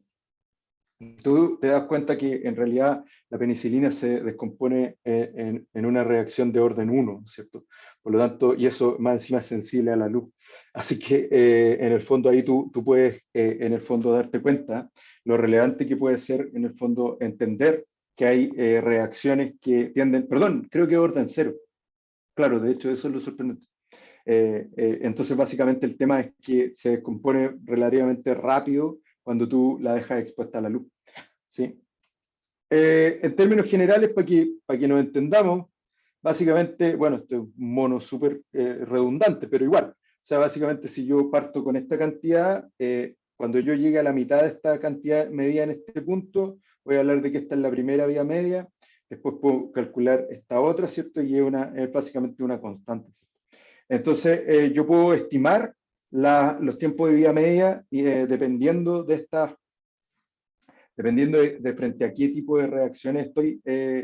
Y bueno, y esta es como la tabla que yo esperaría sí que ustedes se aprendieran, ¿cierto? Donde en el fondo lo que vamos a tener son distintas expresiones, y lo importante acá es que se den cuenta, ¿cierto?, que la expresión de las vías medias no es la misma fórmula para todos, ¿cierto? Así que lo que les sugiero es que básicamente lo que yo necesito es que se aprendan esto, que se aprendan esto si es que quieren, y que se aprendan esto, ¿sí? En términos de molecularidad, ¿qué significan los órdenes de reacción? Lo que me gustaría en términos generales es que ustedes tengan conciencia de que en realidad cuando me hablan de esta ley de velocidad, en realidad lo que yo estoy entendiendo es tratando de aproximarme a por eso les decía que tiene una interpretación más físico-química, ¿cierto? Más biofísica. Y en el fondo lo que estoy hablando ahí es que si yo me dibujo una cuadrícula imaginaria, ¿cierto? O sea, o dibujo estos microestados, en el fondo lo que yo estoy haciendo es que básicamente es lo que me dice una reacción de orden 2, por ejemplo, que es de orden 1 para A y para B, en el fondo lo que me está diciendo es que esto es directamente proporcional a la probabilidad de encuentro entre A y B para que ocurran colisiones. Y eso tiene que ver con precisamente los mecanismos de reacción. Supongamos que tenemos una reacción de este tipo, 2A más B, y esto se convierte en A 2B, ¿cierto? Y supongamos que todo esto ocurre en un solo paso, ¿sí? Entonces, supongamos que para eso, obviamente, lo que tendría que ocurrir es básicamente que 2A se junten en un mismo punto del espacio con B, ¿cierto? Eso significa necesariamente que esto sería una reacción termomolecular, ¿cierto? Entonces, para esta ley de reacción, obviamente dependerían que se encuentren los tres, ¿cierto? Y en este caso, yo necesitaría, ¿cierto? Se parecería mucho a lo que depende de los coeficientes estequiométricos. O sea, básicamente necesito 2A para que se forme el A2B, ¿cierto? Y un B, ¿cierto? Pero en general lo que ocurre acá es que las reacciones, la gran mayoría de las reacciones no ocurren en un solo paso, ocurren en realidad en más de una etapa. Y lo que vamos a llamar estas etapas son las llamadas etapas elementales. Entonces, por ejemplo, lo que podría ocurrir es que en una primera etapa en esta reacción, 2A se convierte en A2, ¿cierto? Y después este A2 se une a un B y forma finalmente el producto, ¿cierto? Y si se fija en la reacción, la sumatoria de todas las etapas elementales, me deberían dar en el fondo esta reacción, ¿sí? Entonces, en este caso, este mecanismo necesariamente implicaría dos etapas elementales que son bimoleculares. En la primera se juntan 2A y en la segunda se junta un A2 y un B. Pero ahora la pregunta es, ¿cuál es la etapa que condiciona la velocidad de esta reacción? ¿Cuál es la etapa en el fondo lenta? La manera más simple de entender esto, ¿cierto?, es con esta como pseudometáfora de el reloj de arena, ¿cierto? Donde en el fondo si ustedes ponen un reloj de arena que tiene múltiples cuellos, ¿cierto?, la velocidad de caída de la arena va a depender necesariamente o va a estar condicionada por el cuellito más estrecho, ¿cierto? Eso es lo que vamos a entender como una etapa limitante. Básicamente es la etapa, lenta de una reacción. Es la etapa que va a condicionar toda la velocidad de la reacción, ¿sí? Entonces, si yo supongo, por ejemplo, una reacción que va de A a C, y supongamos que ocurre en 2 pasos. Primero A se tiene que convertir en B, y B después se tiene que convertir en C, y donde cada uno de estos pasos va a estar condicionado por constantes de velocidad propias, ¿cierto? Como en este caso K1, y en el segundo paso de B a C va a ser K2, ¿cierto? Esto podría tener, en el fondo, en términos del mecanismo, dos ejemplos, dos posibilidades, ¿cierto? En la primera, tú, si te fijas, le das valores, ¿cierto? Y supongamos que en el primer caso, lo que va a tener es que en el fondo la constante 1, esta, va a ser más chiquitita que la segunda, por lo tanto esta va a ser la etapa lenta, ¿cierto? ¿Te fijas? Entonces, y en la segunda vamos a usar los mismos valores, pero los vamos a invertir. Vamos a suponer que en este caso esta es la etapa rápida y esta es la etapa lenta, ¿sí? Entonces, esto es lo que se hace generalmente para estimar esto. Entonces, si tú te fijas, la curva de producción del producto C es igual en los dos. Sin embargo, si ustedes se fijan en la curva de descomposición o de consumo de A y en la aparición de esta especie, que vamos a llamar que es un intermediario, B, ¿cierto? Es distinta. En este primer caso, donde la primera es la etapa lenta, lo que va a ocurrir es una descomposición, ¿cierto? Entonces, lo que va a ocurrir es que a medida que lentamente yo vaya produciendo B, tan pronto aparezca B, se va a consumir a C rápidamente. Por lo tanto, la aparición de B puede ser perfectamente poco perceptible o de plano imperceptible, ¿cierto? Y esta es una caída que es mucho más lenta cuando la comparamos con esta. En este caso, hay una caída abrupta, si se fijan, hay una descomposición abrupta, y como esta es la etapa lenta, ¿cierto? En el fondo, toda esta reacción va a estar condicionada a este paso, donde en el fondo esto lo que causa, te fijas, al hecho de ser más lenta esta etapa, hay una acumulación de B, ¿te fijas? Entonces, esto sin afectar, porque son las mismas dos constantes, ¿cierto? Para los dos, ¿cierto? Entonces, supongamos que en este caso, y esta es la razón de por qué las leyes de velocidad se estiman, ¿cierto? De manera empírica, supongamos que en este caso la segunda es la etapa lenta, ¿cierto? O sea, el último.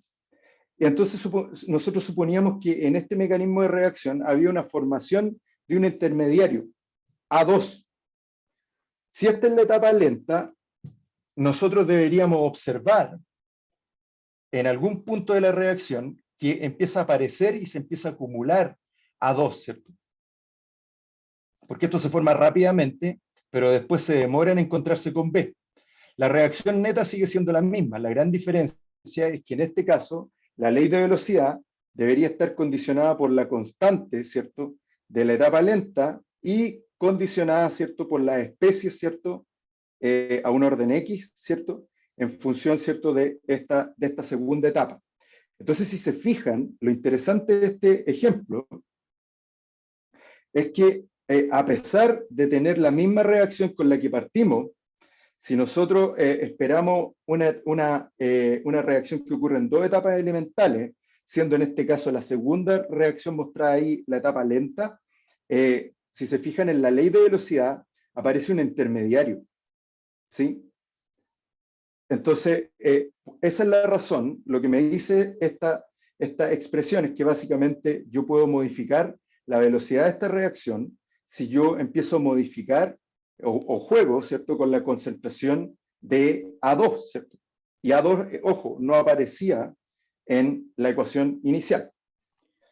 Y esto debe validarse experimentalmente, ¿cierto? Y esta es la razón de por qué en realidad la ley de velocidad no predice el mecanismo de reacción, pero al revés. Si yo determino el mecanismo de reacción, como lo había estimado en la diapo anterior, en el fondo eso permite inferir la ley de velocidad de la reacción. ¿Alguien preguntó algo?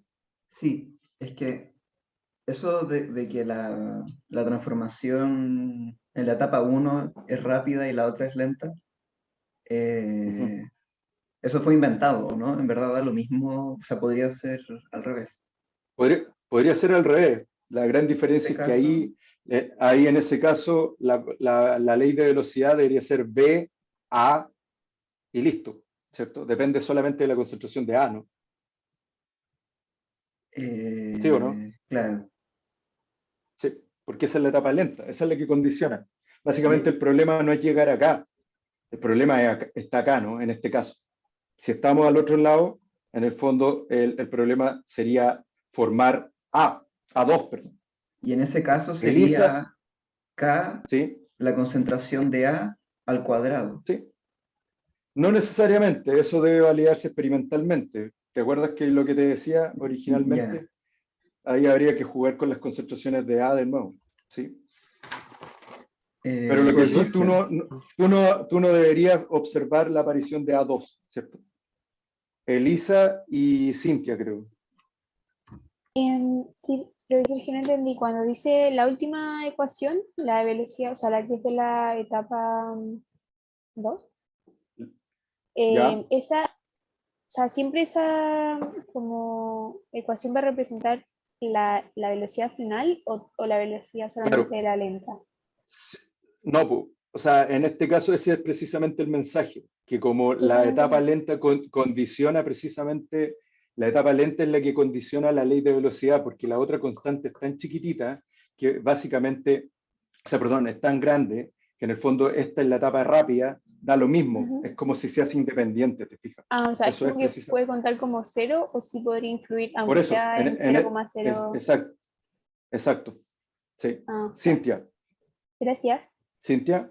Sí, profe, es que quería preguntarle si es que podía volver a explicar lo que mencionó cuando mostró la última ecuación que salió, porque no entendí muy bien como el motivo por el que como habló en sí de la etapa rápida y de la etapa lenta. ¿Entendiste esto? ¿Me seguiste ahí, cierto? Más o menos, o sea, igual si es que lo explica de nuevo también bacán, pero... Ya, ¿qué hora es? Ya, tenemos 20 minutos. Ya, entonces, lo que estábamos diciendo, supongamos que tenemos una reacción de A a C, ¿cierto? Donde en el fondo hay dos etapas, ¿cierto? Dos etapas elementales, de A a B y de B a C, ¿cierto? Y cada una de estas etapas está condicionada por una constante de velocidad propia, ¿cierto? Entonces, supongamos que vamos a jugar con dos ejemplos, ¿cierto?, que tienen básicamente los mismos valores, pero van a estar invertidos. En la primera hay una constante de velocidad mucho más chica, ¿te fijas? Y la segunda, la etapa rápida, es esa, ¿cierto? Porque es más grande, ¿te fijas? ¿Sí? Y en el segundo ejemplo están al revés. ¿Te fijas? La etapa rápida está al principio. O sea, básicamente llegar a B es fácil, es rápido, ¿cierto? Consumir B es lo complejo. Y en este caso es al revés. O sea, producir B es lo difícil y aquí yo lo consumo muy rápido. Si ese es el caso, si te fijas, la curva de producción de C es bastante similar. En cambio, en este caso, cuando tú comparas las dos opciones, te das cuenta que los decaimientos de A, ¿cierto?, acá es mucho más rápido, y en este caso tú no aprecias prácticamente la aparición del intermediario B. ¿Por qué? Porque es muy lento producirlo y muy rápido consumirlo. O sea, básicamente yo llego acá y me lo chupo, lo como, ¿cierto? En cambio acá se empieza a acumular, porque yo lo produzco rápidamente, pero no lo como lo suficientemente, ¿sí? Entonces, en este caso, la velocidad neta, en este caso, depende de esta etapa, ¿sí? La etapa lenta, y en este caso dependería de esta etapa, ¿cierto? De la producción de B. Ahora, en este caso, y eso va a condicionar la velocidad, la ecuación, o sea, perdón, la ley de velocidad de toda la reacción, porque al final eso es lo que va a comandar la reacción. Entonces, en este caso, lo que yo inventé, esta ecuación, ¿cierto? Esta reacción, donde en el fondo lo que te estoy diciendo es que a partir de estas dos etapas elementales, estoy diciendo que la segunda es la lenta, o sea, el segundo caso. Si ese fuese el caso, la velocidad de esta reacción solo va a depender de A2 y de B. No va a depender de A, porque esta es la etapa rápida. Esto ocurre rápido. El problema es el consumo de A2, ¿cierto? O sea, el problema es que se encuentre A2 con B. ¿Sí? Entonces, si yo juego con las concentraciones de A2 y de B, puedo modificar eventualmente la velocidad de la reacción. Pero tener A me da lo mismo. O sea, básicamente porque tener A2 es súper rápido en comparación a la segunda etapa. ¿Sí? Claro, claro. Sí, sí, sí. Ahí me quedo súper. Súper. Muchas gracias. Mauricio, no de nada. Mauricio, Mauricio Profe, parece que había. ¿cómo sería si la etapa elemental fuera, la etapa elemental 1 fuera la lenta y la etapa elemental 2 fuera la rápida? Eso es lo que le decía recién a José. Básicamente esto sería B, K por A, probablemente. Dependería de la concentración de A, ¿no? ¿Sí? ¿Sí o no? Ya, súper. Profe, en esa Ya. ecuación, ese K que pone es ese K que aparece en los otros gráficos para diferenciar cuál es la rápida y cuál es la lenta, ¿cierto? Ese K única son las gráficas anteriores Sí, del K que cambian. porque eran dos etapas, ¿cierto? A una le puse K1, a la otra le puse K2. Acá No, probablemente, si dame un segundo. Si tú lo determinas experimentalmente, y en este caso es la etapa lenta, esta K2 va a ser K, porque es la que condiciona la reacción neta. ¿Sí? Buenísima, gracias. Súper.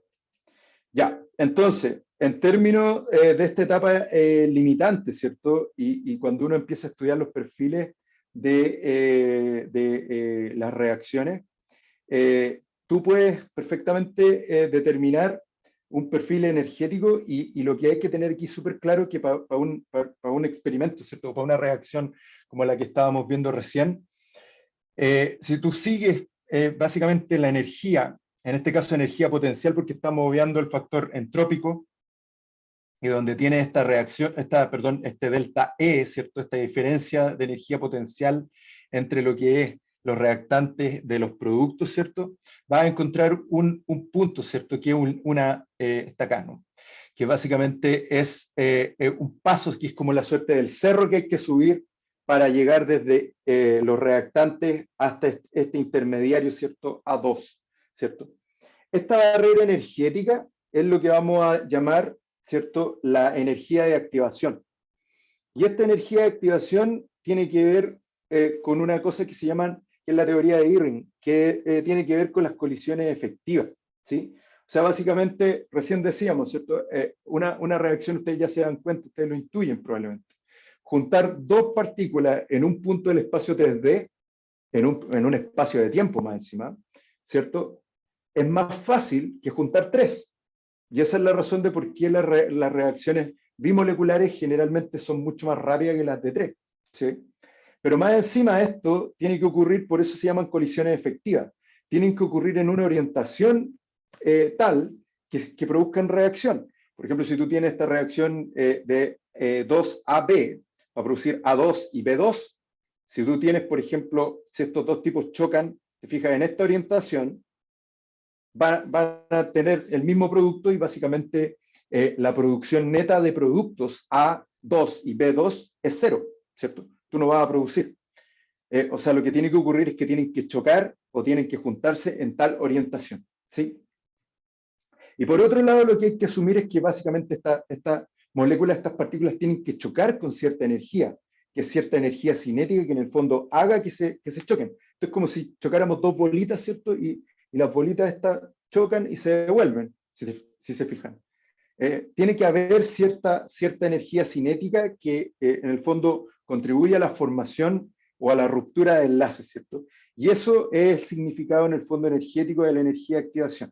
En otras palabras, es esta suerte de barrera energética, donde si tú tienes este número de moléculas que están en un estado energético que es menor a la energía, a esta barrera energética, en el fondo esas moléculas, tú necesitas llevarlas, traspasar esta barrera para, en el fondo, contribuir y favorecer las reacciones, ¿cierto? Entonces, obviamente, esto es lo que conversábamos recién. Alguien hizo una pregunta al respecto, creo que fue Sebastián, con respecto a si las constantes de velocidad tenían variaciones con alguna propiedad, ¿cierto? Básicamente, esto es lo que nos puede explicar el tema de que en realidad las velocidades de reacción dependan de la temperatura, ¿cierto? Porque acá, en el fondo, lo que ustedes tienen en este perfil, en este gráfico, perdón, ustedes lo que tienen es una fracción de colisiones que tiene una energía X.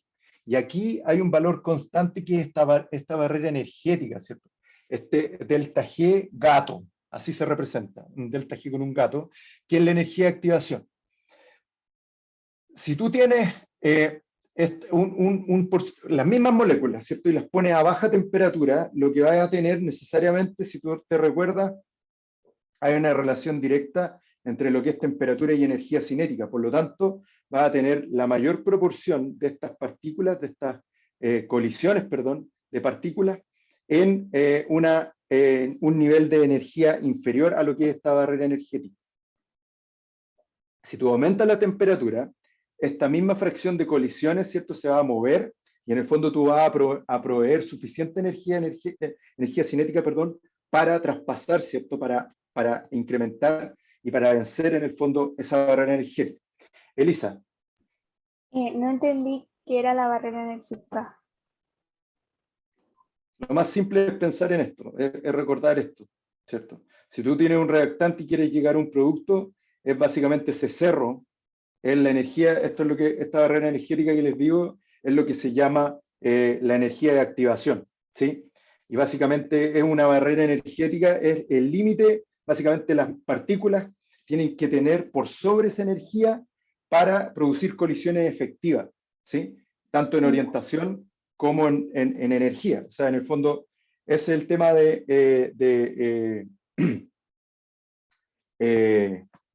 en el fondo de la energía, o sea, es el límite, ¿cierto? Yo necesito traspasar. Pero es como la energía mínima para que se genere la reacción.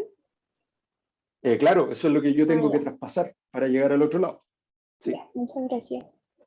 Sí, me voy a saltar la teoría del estado de transición, Marcelo, por si acaso.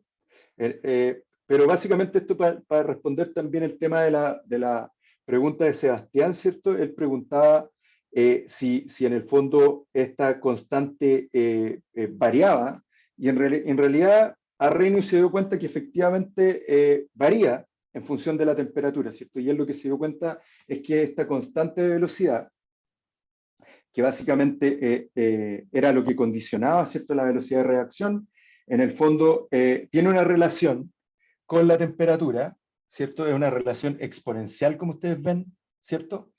Esta famosa, y además se relaciona con esta barrera energética. Entonces, si yo, por ejemplo, estimo las constantes de velocidad a distintas temperaturas, ¿cierto? Y grafico el logaritmo natural de las constantes de velocidad en función de 1 partido por t, ¿sí?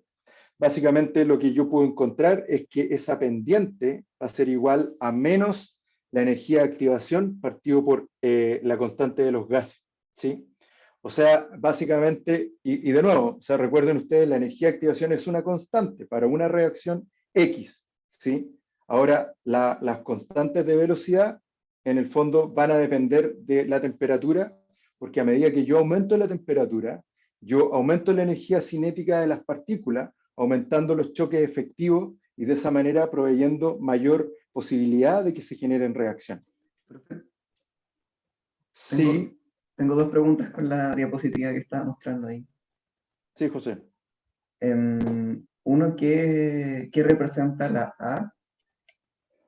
¿La qué? La A mayúscula. Sí, sí, la A es una constante que en realidad es una constante que te queda, si te fijas, no tiene ningún sentido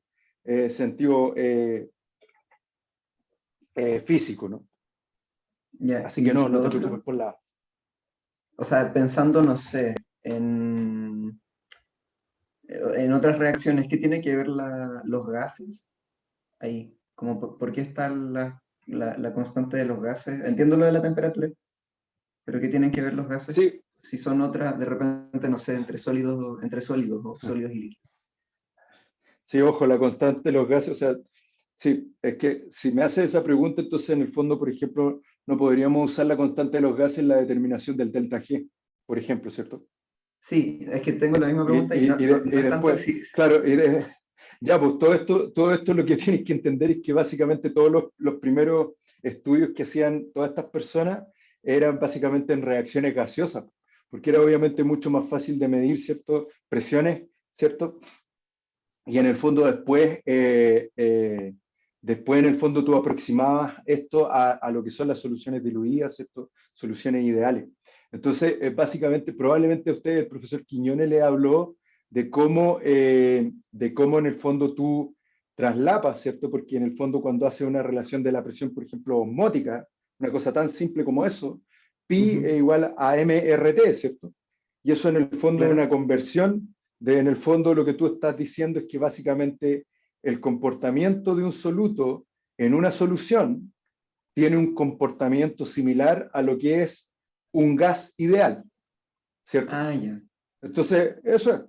Ahora, ojo, yo, bueno, ahí podemos entrar y eso no me corresponde, yo no le hice la que se soluciona. Pero hay que tener ojo porque en general lo que llegamos nosotros es hasta hablar de soluciones ideales, por ejemplo. Pero toda esta cosa, en el fondo esto obedece a ciertas leyes, ¿cierto? Por ejemplo, está ahí el Marcelo les puede contar las aproximaciones de Debye-Hickel, ¿cierto? O sea, en el fondo que no consideran sistemas dinámicos, ¿cierto? Porque las soluciones también son dinámicas. Entonces, todas esas cosas, ¿cierto? En el fondo afectan a todas estas mediciones, pero todo parte en el fondo del estudio de los gases y como todas son extensiones del estudio de los gases, necesariamente van las constantes de los gases, ¿cierto? Claro. Eso. Y de hecho, ojo, la constante de los gases en sí es una expresión de la constante de Boltzmann. Está relacionada con la constante de Boltzmann. Así que, ojo. Me voy a saltar la relación, Marcelo, entre K y la constante de equilibrio por ahora, porque les voy a mencionar un poquito la parte de catálisis, para empezar con el otro grupo. Entonces, finalmente hay un concepto que sí me gustaría, que probablemente va a ser un poquito transgresor, pero que tiene que ver con la catálisis, ¿cierto? Que ustedes probablemente saben lo que es un catalizador. Un catalizador es una sustancia, un compuesto, que altera la velocidad de reacción, y generalmente lo que estudiamos son los catalizadores que aceleran, ¿cierto? Los acelerantes, ¿sí? Y acá pueden haber dos tipos de catalizadores. Lo primero son los catalizadores homogéneos, que son los que están en la misma fase de la reacción, ya sea si es gaseosa o líquida, ¿cierto? Y los otros son los catalizadores heterogéneos, ¿cierto? Que son en fases distintas. Los más fáciles, ejemplos simples, homogéneos, las enzimas, ¿cierto? Están en fase acuosa, las reacciones ocurren en fase acuosa, fácil. Pero, por ejemplo, los heterogéneos, uno cuando lo empieza a buscar son un poquito más raros, pero son bastante cotidianos. Por ejemplo, el convertidor catalítico, ¿cierto? Que son en el fondo en base a torio, un metal, ¿cierto? Y en el fondo lo que hacen es regular, ¿cierto? La conversión de gases, ¿cierto? En el fondo tú tienes un catalizador que es sólido frente a unas reacciones que ocurren en gas, en fase gaseosa. O por ejemplo, en la industria de la margarina, todos estos procesos de reducción que ocurren que se hacen con las margarinas, ¿cierto? Lo que se usan son catalizadores en base, por ejemplo, a níquel o a platino, si mal no recuerdo. Entonces, ahí tienes ejemplos, ¿cierto?, de catalizadores, pero básicamente son sustancias que aceleran la reacción. ¿Qué es lo que me importa? Lo que me importa a mí es que básicamente los catalizadores, y esto solamente para que probablemente cambien un poquito un concepto que ustedes les contaron una película en el colegio, ¿no?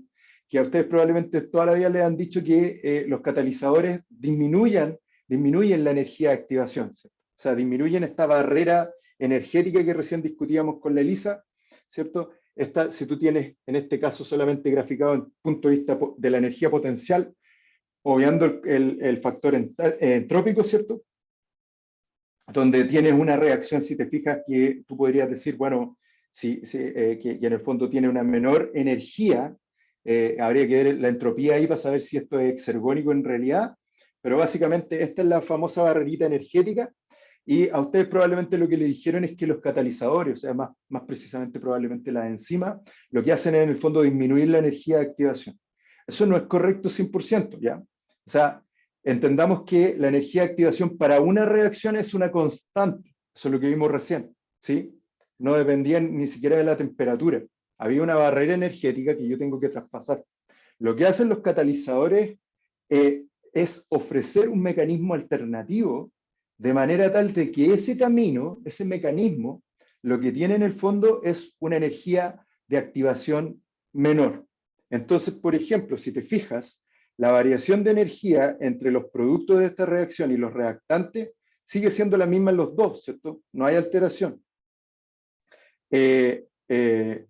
Pero lo que ocurre acá en el caso de la reacción catalizada, o sea, donde le agregaste el catalizador, lo que tú tienes en el fondo es una barrera energética, o sea, necesitas menor energía cinética para que ocurra la reacción más rápida. Si yo altero eso, en el fondo todas las moléculas, o sea, las moléculas de A y B que se vayan por el camino del catalizador, necesariamente, como es una menor energía de activación, necesito menos energía cinética para llegar a colisiones efectivas y por ende producir, valga la redundancia, producto. Entonces, eso es algo que probablemente, que por favor, grábenselo y para que lo entiendan, porque yo no sé si les cae a ustedes, pero la manera más simple para mí para explicar esto es como si tú quieres subir un cerro, y quieres esquivar ese cerro, lo que generalmente se hace es hacer un túnel, ¿sí? Y eso es como lo que uno podría decir que hace un catalizador, es un túnel por sobre subir este cerro, ¿cierto? Pero decir que el catalizador baja la energía de activación es como si el catalizador, cada vez que tú vas a pasar al cerro, el catalizador bajara el cerro. Eso no tiene ningún sentido, ¿cierto? Es un camino alternativo que tiene una energía de activación menor, ¿ya? Así que por favor, límpiense de la cabeza, porque si viene eso es la alternativa del certamen o en alguna pregunta, por favor, o sea, es una cosa conceptual que hay que un poquito erradicar, ¿cierto? Y finalmente, esto, aunque no me lo crean, pasa lo mismo para la energía potencial que el delta G.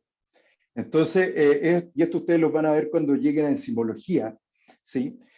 Básicamente hay que entender que los catalizadores, si una reacción es endergónica, es decir, requiere trabajo, es decir, tiene una variación de energía libre de Gibbs positiva, el catalizador no va a poder catalizar esa reacción, ¿sí?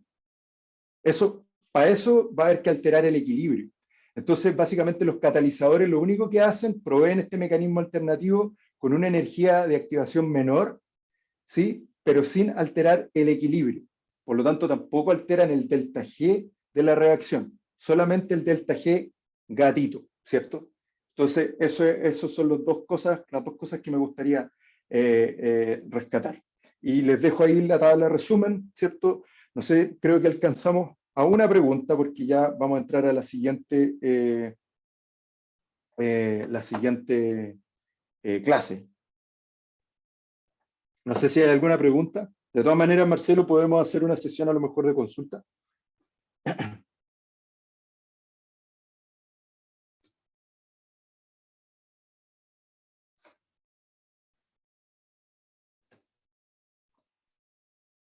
Súper. ¿Profe? Dígame, Esteban. En la tabla de resumen decía que la velocidad de reacción depende de la concentración y de la temperatura, ¿cierto? Sí, de los reactantes, sí. Dependiendo si es orden 1, o por lo menos orden 1. ¿Sí? Pero la constante de velocidad de la reacción depende solamente de la temperatura, ¿cierto? Sí. Ya. Sí. Era eso lo que quería aclarar. Muchas gracias. Súper, sí. Fantástico. Súper. Genial. Bueno, nos ponemos de acuerdo entonces, Marcelo, y para las dos secciones, eso sí. Hacemos una sesión de consulta. Súper. ¿La sesión de derivadas y integrales va a ir? Sé que se iban a olvidar. No lo necesita. Pero igual Sí, lo va a no, pasar sí, en matemáticas, así que No, pero necesita igual que lo lo pase. podemos, si quieren lo discutimos, sí, está bien. Sí, yo prefiero que discutamos química, pero antes era entretenido porque teníamos pizarrones. Entonces, la verdad, esto pasaba a veces. Pero sí, si quieren, lo podemos hacer. Profe, espéreme 2 semanas, ¿qué dice? Y le entiendo la clase. Ah, súper. Ya. Bueno, pero escúchenla de nuevo. Si a mí lo que me interesa, por último, o sea, es por si alguna vez están en problemas y se olvidan por eso es importante saber de dónde vienen las ecuaciones, porque aprenderse las cosas de memoria no tiene mucho sentido. Entonces, si ustedes saben de dónde sacar digamos, la información, se hace mucho más fácil después. Eso. Profe, Ya. disculpe, es que dijo que estaba mal esto de decir que los catalizadores bajaban la energía de activación. Entonces, si no hacen eso, ¿cómo aceleran la...? Lo que te dije es que, claro, proveen un mecanismo alternativo que tiene una energía de activación menor, pero es un mecanismo especial, es distinto. Ah, Eso ya, es lo no que es, hace. claro, no es el mismo, ya. Por eso, Ya. claro, por eso te decía que esto, o sea, decir, cuando tú dices que un catalizador disminuye la energía de activación es tan absurdo como que si tú vas a atravesar un cerro, en el fondo es como si el catalizador cada vez que tú pasaras te bajara el cerro, ¿me entiendes? En vez de Claro. tener un túnel, ¿me entiendes tú? Eso es. Ya. Porque la energía de activación es una constante para cada reacción, entonces no tiene sentido. ¿Sí? Sí, Hay eso una prefiero. constante de activación de reacción catalizada y otra que no catalizada. Eso. Ya. Voy a colgar esta sesión. Ok, Marcelo, dejo de grabar.